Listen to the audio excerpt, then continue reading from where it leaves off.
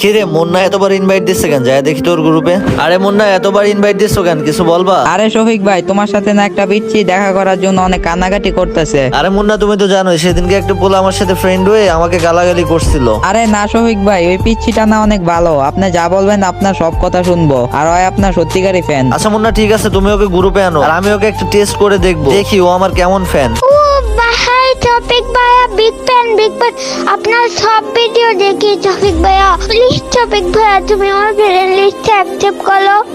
আইসে হালা বট, ওনার friend request accept করো। তোমার মতো কত ফ্যান আইলো গেল, তোমার মতো বটের ফ্রেন্ড রিকোয়েস্ট অ্যাকসেপ্ট করবো আমি? তুমি ভাবলা কেমনে? আরে টপিক ভাই আমি আপনার সত্যিকারের ফ্যান, প্লিজ টপিক ভাই এমনটা কইলেন না, আমি কিন্তু কান্না কইলা দিব।